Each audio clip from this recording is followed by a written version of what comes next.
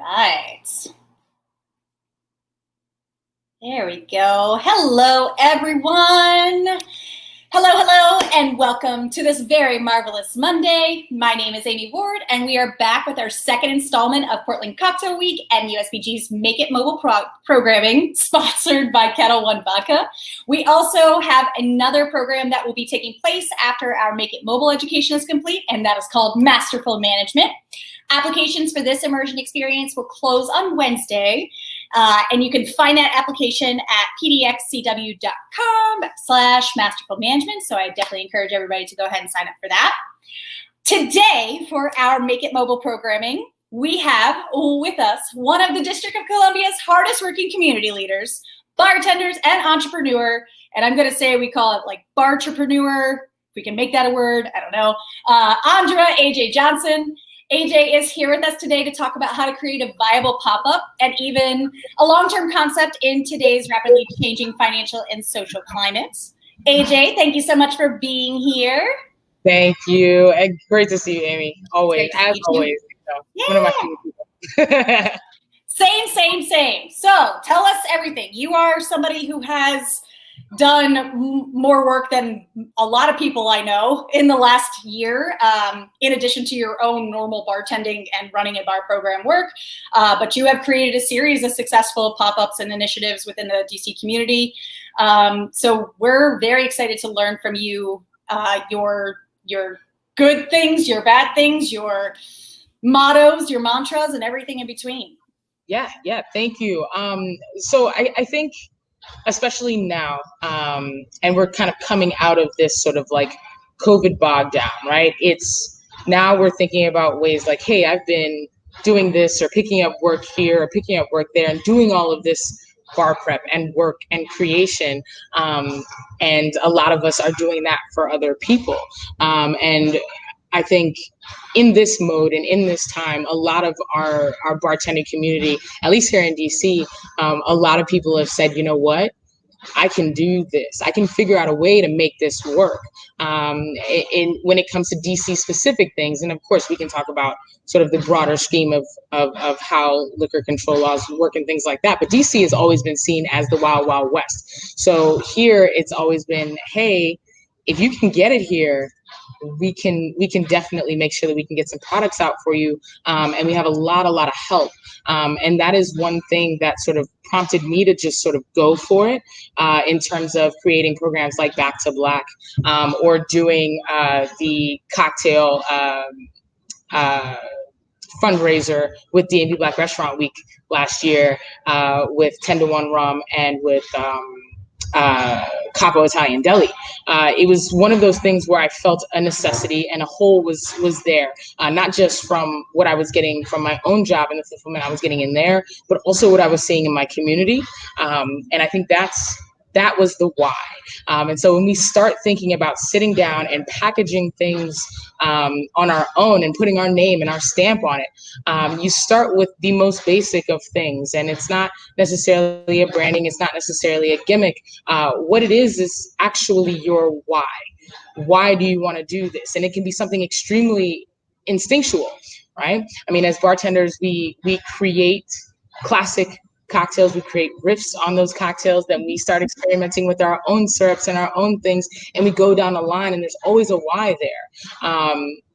And if it 100% makes sense in the glass, and that leads to people talking about your cocktail, being able to sort of extend that word of mouth through those people. And so what I think the very big thing around doing mobile pop-ups is not sitting back and saying, I can't do this because of X. We can do anything we want. What we've learned from this pandemic and even from before is that the bartending position is 100% a transferable position and profession in any other industry, right? So if you know how to sell one thing, you can definitely sell another thing. The only thing that sets us apart as beverage crafters is that we can actually make our own product. And that is something that, you know, if you think it's a good idea, just go and do it. I will always tell people that once you say this I can't get and this I can't get, then it gets backed up. And that's in any entrepreneurial position. And so in particular with Back to Black, you know, my barrier to entry was, who can I get to help me with this? Right? It was really tapping into my community and saying, okay, I need other bartenders, I need other storytellers, I need other people that feel what I feel. And that want to create and have an outlet. And to be perfectly honest, if nobody got back to me, if nobody answered my call, I'm not sure it would have been as successful as it has been, honestly. And so make sure that you are definitely looking for that collaborative partnership. And the more you get people to sort of get behind what you're doing, even if it's from a verbal standpoint, like it's mobile, right? We're packaging things to go. The business plan, we're not going to a bank, right? We're not going to a bank. Don't get freaked out by those things. This is something that is so grassroots, right? And so that first sort of step in not getting bogged down is actually reaching out and putting that out into existence. Put it out into the world. Nobody's going to steal your idea. Everybody's doing this, but why is yours different? Yep. Right? Find the people that you can lock in with and say, yep, that's my family. This is my team. Do you want to make this work? Right? So I think the other side, and sort of going into more of the actually making it work, was allowing ourselves as creators in Back to Black to use those connections that we've made as bar managers, as bar directors, as cocktail professionals every single day. And Amy, I don't know, are you still behind a bar right now? No. Can't be technically right now. So yeah, that's fair, right? So when you were behind a bar, how many times a day did you have an alcohol rep come and see you? For a billion times a day. A billion. How many times did you get that person's contact information and phone number? Or did they leave you their card? I mean, they would always leave a card. And then I can say that like some of the relationships that I established with brand reps and whatnot were some of the longest lasting friendships and partnerships that I've had for people that I believed in their product and what they were doing as well.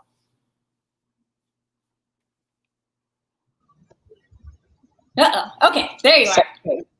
Last part cut out. I'm sorry. I just didn't hear that last part. Oh, sorry. The last part I was just saying, I like, if it was a product I definitely believed in, I definitely harnessed those relationships to the best of my abilities, because it could very much be a give and take and mutually beneficial situation for both of us. And how many of those people did you build personal relationships with? Quite a few. And that aligned with your aesthetic in your health tender stuff, in your, you know what I mean? Yep. Use those relationships, folks. These are definitely, I mean, obviously unprecedented times, but be aware that there are people out here that look out for you, right? They see what we're doing, they see what we're creating, and everybody wants to align their product with something awesome and people that are awesome and that can actually, you know, get it out in the way that the product is supposed to be put out, and allow you to tell your stories. And again, I feel like I got super, super lucky with the people that I connected with in terms of Frank and Capri and Richard and Lorena, but we all had our certain contacts and people that could help us. So use your contact list. Usually, if you haven't talked to them in a while, you haven't seen them in a while because you haven't been behind the bar, reach out, because at the end of the day, whether it comes in like, hey, we might be able to provide some packaging for this. This is awesome. Or, hey, like, I see what you're out here trying to do. This is really, really cool. These are the deals that we have. If you haven't been behind or you don't have access to a liquor license, one of the big things that I've seen is like, hey, do that collab with a bar around the town. Right? Reach out and collaborate with bars around the city. You know, especially if you're doing charitable things, everybody's down with that. But at the same time, The bar needs some sustainability. You need some stability and sustainability, and the ability to bring people into a space in a very safe manner is definitely what everybody's looking for right now. Right.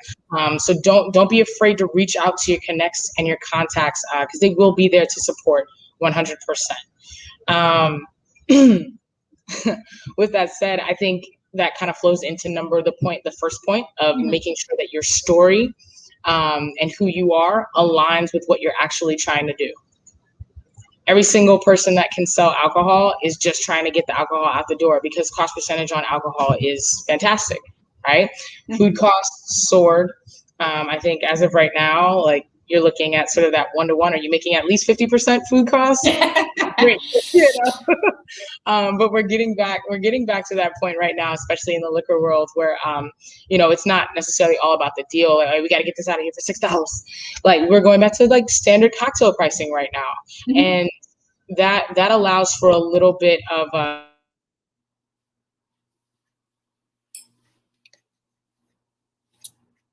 I don't know if I'm cutting out or if AJ is cutting out. What do we have here?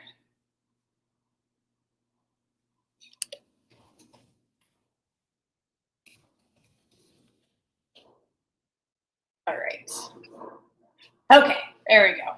AJ's coming back. I think we lost her for just a second there. All right, we've got you back. all right. Back. Yeah, we got you back. I think we're just starting to talk about making All right. the accessibility of like the pricing of cocktails right now and how that's kind of changing. Yep. 100%. And so with that, you have a little bit more access to things that fit who you are and what your concepts will then grow into be, right? Back to Black was built out of the social climate of what was happening in this country and what's continued to happen in this country. And that's the story that I chose to tell. That's the story that me and my organizers chose to tell. The fact of the matter is that there's been such a response, I think, from people that have said, I didn't even know this happened before, right? We found that hole in the market in terms of being able to tell that story, right? And create space. It just so happens that there were brands that were willing to align with us and fit. Not only that, we were also trying to incorporate. Oh, come on, connectivity. I'm cursing your internet right now because I just love to hear you talk. I'm cursing it. Cursing the internet today. It's really getting on me right now. Back to the other computer, I'll be able to switch over to the other internet situation. But what you're putting out there aligns with 100% who you are. A lot of businesses fell into some hot water for not being able to sort of back up who they were as people. And they tried to distance themselves from what was happening in their establishments and who they were. When it comes to doing something that you're doing yourself and putting out there, make sure that who you are aligns with the product that you're selling, aligns with the story that you're trying to tell, because people will respond 100% to authenticity. Right? Yeah, absolutely for that. And in that regard, then your branding packages start to come in. So these are parts right on time. Yes. Yeah. No, Dave was right on time with that. I was literally about to ask him to put them up. So this is from our actual Instagram feed for Back to Black, and I will have to give major props to Lorena Prada for creating our visual and a lot of our content and what that looked like was designed by her. And a lot of sort of what I saw how that fit into our story. right? That one's actually from the Philadelphia 1985 move bombings, for a cocktail that Capri had done. And being able to keep within that black, green, and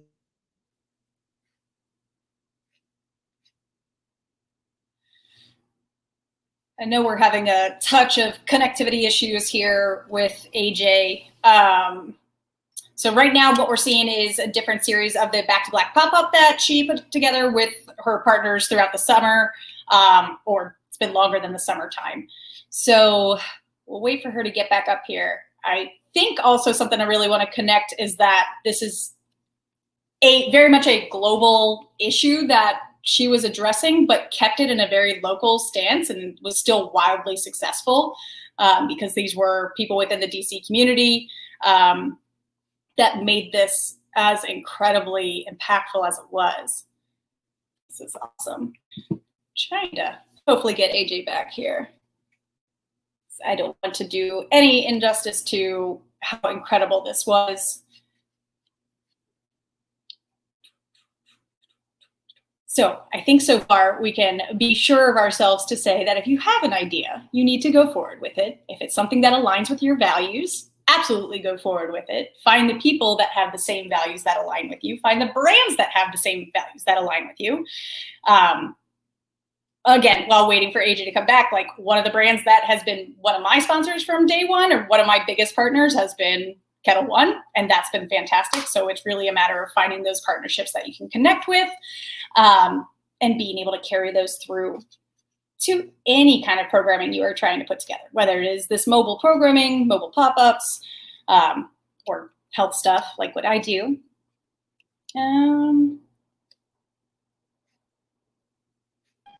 All right. boom. We got you. We got you. I said, screw that. Whatever was happening there was not working. That's okay. So while I was trying to just ramble and wait for you to come back on, I was saying, which I was hoping that you might talk on, is the fact that this is a global issue that you were trying to address, but you still kept it in a very local setting, and it was still wildly successful.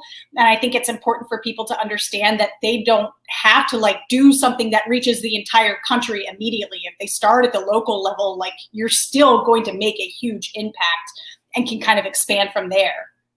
Yeah, I mean, from a collaborative standpoint, but also from a customer-based standpoint, I would not suggest starting super large.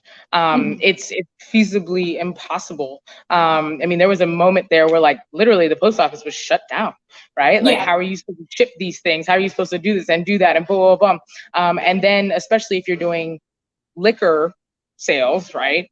Shipping that across state lines with not the correct license is a total no-go. Again, those are bridges that you can cross once you get there. But in terms of starting local, you see me, I have my 51 hat on right now. Start with the people in the community that supports you from the jump. Because that's where you will find yourself to be most successful. And those are the people that understand your story the most, right? Because they see you every day, they know you, they're living that lived experience. And you know, we were definitely hit hard in terms of the bar community here in DC, but the social impact of what was happening on top, coupled with that, made it a lot easier for people to understand our story and what we were going through. And I think people definitely did want to help. They had no idea how to. And so we were able to give that outlet. So again, with any business, right, your business is supposed to fill a gap in the market, whether it's charitable, whether it is for profit, whatever it is. The thing that you want to always remember is that your community will be there to support you 100%, right? As long as this authenticity is the most important thing. So just make sure that you are being true to them, being true to the story, and the community will always have you. And that's actually a really good point, because that brings up, I mean, that's where the branding sort of takes another turn, right? Where it's like, how are you packaging and things like that?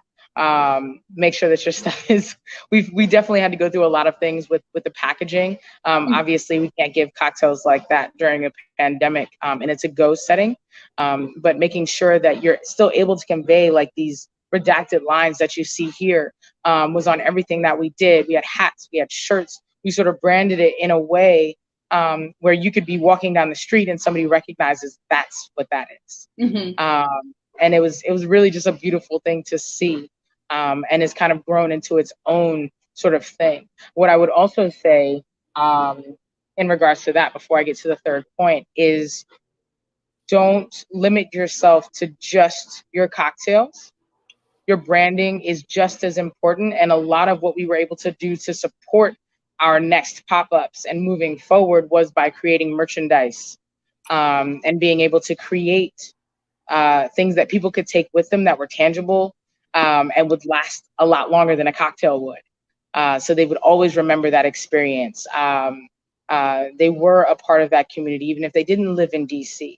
Our first pop-up, we had a big board that you could sign, and we actually made posters of it. It was beautiful, and it's in gold and in black and red and all these different things. We have hundreds and hundreds of people that have signed this board that really sort of put a stamp on it. And we made that a poster that people could purchase in order to always remember that, but always to make sure that you keep that Back to Black in mind. So when you're creating your brand or your concept, make sure that you're also thinking of other ways to pivot that, right? And making other streams of income. Now, with making other streams of income, obviously you're going to need a little bit more people, but also you then need to start making the decision on whether or not this is just a side hustle or hobby or activity or charitable action, and whether or not you can turn all of this success into an actual career and sustain yourself. And me being a part of D&B Black Restaurant Week, I love to see, and I've loved how this pandemic has forced people into entrepreneurship. They've been able to create their own narratives through their product. They've been able to find ways and find other people that could help them express what they wanted to put out into the world, and create a little bit more of that that generational wealth and putting roots down in a place, which then again grows the economic diversity that I think we're all sort of striving for at the end of the day. Right? We want to see more female business owners. We want to see more people of color owning businesses and laying down roots, and it only helps the community in that way. And so, you know, if this is something that's a one-off thing, and I will be honest, Back to Black was a one-time situation in my head. When I looked at it, I was like, we're gonna do it one time, and we're gonna raise a bunch of money. It's gonna be awesome, and then I'm gonna go back to like trying to figure out how to make my bars, you know, survive this pandemic.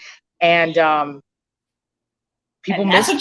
People asked, "Are we gonna do it again? Are we gonna do it again? Are we gonna do it again?" Yeah, exactly. And it was like, you know what? I guess we are gonna do it again.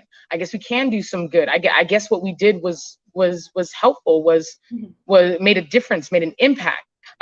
So you know, create sort of what those steps are, and create other outlets for what your business can be. You know, because people are going to see what you're doing and want to you know, have you share their stories with them. They're going to want you to sort of pivot. Hey, can you do this virtually? Hey, can you come and do this pop up over here? And don't be afraid to say no. Sometimes it won't fit the mission. But definitely always have it in the back of your mind. You know, is this for you? Because it definitely can be. And I want that for us, right? There are very few people who get into the bar game, stay in the bar game, learn everything that they can, and then say, you know what, I'm going to go into finance. We see this industry. We love this industry. We do what we do every day, long and hard, because for most of us, this is what we want to do. We just haven't been able to get that $500,000, $600,000, $1 million to open up our own place. Doing these concepts mobile allows for those four walls to be broken down. Right? It allows for you to build your business in a way and in a climate that, you know, it's not as how can I say this, unreachable as you may think it is. Right? Just because you don't have a built-in bar with 4 wells, and all this and bar shelves behind you doesn't mean you can't make that work. We just opened our spritz on by Serenata Concept, and yes, I did that because I thought it would be really, really fun to do. But also I saw that through this whole entire year, there were times where I knew I wanted to bring my people back and I couldn't. Mm-hmm.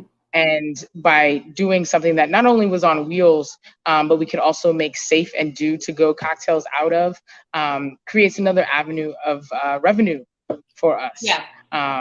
And so that those kind of things always keep that mindset of, yes, I can make this more if I want it to be more. Mm-hmm. Yeah, that's the biggest part is making sure that you have the forethought to say, yes, this is it, or no, I'm going to actually leave this and do my own thing, because it will then translate to other partnerships. It can translate into a brick and mortar if that's what you want. Mm-hmm. But I personally think that the online and the social and being able to ship and the laxing of the liquor laws is going to create a much more sustainable culture for having a bartender in DC or Miami or New York get their cocktails out to California, Mm-hmm. and that's sort of how I see this business going. And I like it. I mean, Pepsi literally took on the helm from a corporate standpoint. They saw what we were doing, and now they're doing their whole like Pepsi beverage thing and then food Yep. pairings with it. And you can get it nationwide on DoorDash. We've been doing Yep. that already, so you can see how people are biting on that and trying to take that. And before it goes corporate, we should grasp onto it, because we are the gatekeepers when it comes to the cocktail game. Yeah, Own that. absolutely. And there's so much, it seems the way you're describing it, there's a whole lot less barrier to entry and less risk associated with being able to put together this mobile kind of packaging and concept. So I have one question that came through that I want to see if you are cool with answering while we've got a couple minutes left. So since you have talked about knowing when like it can tip into the next realm and it can be more than just a one-time thing or a side hustle, like is there some global kind of answer in terms of like, how do you know that it's time to make it long-term?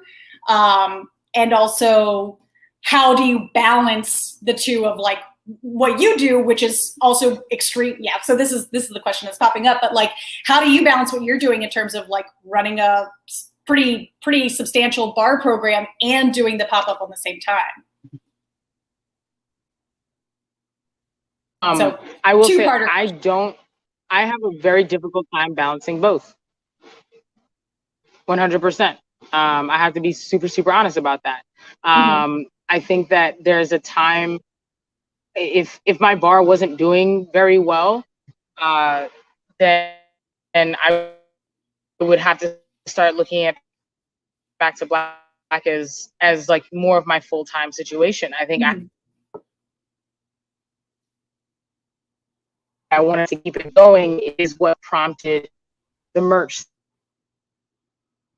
To create a sustainable channel of money and resources, you created merch to support it going a little bit further. Yes. And here's the thing. I will say this, my experience is very different from a lot of people's. I didn't have to do Back to Black. I didn't have to. I wasn't money. I will never be in it to make money when it comes to Back to Black for myself. It was always about raising money for other people. And so that kind of energy for me will never go away. So knowing whether to keep going, charities asked if we could do these, and people asked if we were going to do it again. And so that is what prompted me to do it. I think for a lot of us and a lot of people who have been super successful in creating different brands for themselves in this way, they looked at this as an opportunity to step away from either a toxic bar experience or or weren't happy or weren't learning or felt like they weren't being appreciated in what they could do. And this is their opportunity to say, I can do this. And so that I think that's a question that I don't think that I can actually answer, because I knew that I wanted to do something for other people from the beginning. Yeah. From the absolute beginning. You know, I was employed. I'm still employed. I'm super lucky. Yeah. But yeah. I feel that. I appreciate your transparency in that. I think balance is obviously a big thing in my life, of like trying to get people to think critically about how they can find that work-life balance. And I understand, like, when your passions don't really care about your balance. Your passions just want to make something beautiful happen because it's so deeply ingrained in your soul and wants something positive to happen in the world. So I get that, but I think it's good to have that honesty in saying that it is hard to find the balance, and that it can be a struggle. It's always something that we have to continuously be working on. I think we might have lost AJ again, but that's okay. We're just about it, and she's coming right back. So, but as AJ is coming out to help us close out here, I just want to thank everybody for joining us today. I love being able to hear from AJ because, hello again. I'm closing us out a little bit, unless there's anything you would like to add in.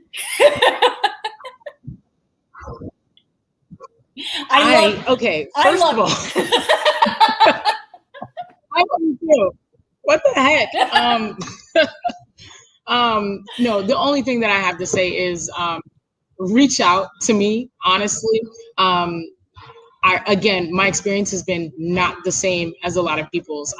But what I do believe in is that we all have creativity and entrepreneurial skill and talent, because we know how to sell stuff behind the bar and we know how to make it. So use that, channel that, and find people that believe in you, like 100%. Absolutely. I love that. Thank you so much, AJ. You are, again, cursing your internet, but I love just hearing you talk. So I want to hear like everything you have to share, because I think you're brilliant. And you are one of the hardest working people I have ever met in my entire life. And you have just made magic out of everything you've placed your hands on. So it's kind of a beautiful thing. Very jealous, but thank you all. What were you gonna say? Do me one favor. I got to see all the rest of these questions. I know that I missed them because I've been switching back and forth between different devices trying to get this to work. So I'm going to try to answer every question that was coming through on my own time. If possible, I'll see if I can go back through the Facebook mobile stuff. And what's the best way for people to contact you if they would like to reach out to you and ask you questions? AJ. Okay. I would say my email is probably best, aj@serenatadc.com. Perfect. All right. That's so AJ SERENAT. Perfect. Awesome. AJ, thank you so much. You are brilliant, and I love to hear. There you go. We got the got the email on there. Take a breath. You're good to go. Everybody else, thank you so much for joining us today for our second installment of Make It Mobile Programming. If you enjoyed this class, please smash that like or love button. I feel like I never would have gotten an opportunity to say that in my entire life, but here we are, and I'm okay with that. Show us some love in the comments. If you want to see more of the Make It Mobile classes, please follow Portland Cocktail Week on Facebook or YouTube, where we put those videos up every single time that we have one. We have new classes on Mondays and an archive of all of our previous programming on youtube.com/PDXCW, and also at the facebook.com PDXCW, and you can check it out on Instagram, PDXCW. There's like a million ways to get in contact with PDX and be able to see all the beautiful things that are happening here. So thank you again for joining us today for the Make It Mobile programming. Thank you, AJ, one of the most brilliant human beings I've ever met in my entire life. If you are interested in, so Make It Mobile programming is closed. We have our class for this round, but if you want to get into that Masterful Management program, applications will close this Wednesday. So please, please, please go and fill that out. You will have another round of incredible hosts and educators that will be able to share all this wealth of knowledge with our community. That's going to be at pdxcw.com/masterful management. So with that, thank you all so much. I'll see you again, same bat time, same bat channel next week. Thank you, Portland Cocktail Week, for hosting all of this, and to the USBG, and thank you, Kettle One, for sponsoring. Everybody have a wonderful day, and I'll see you soon.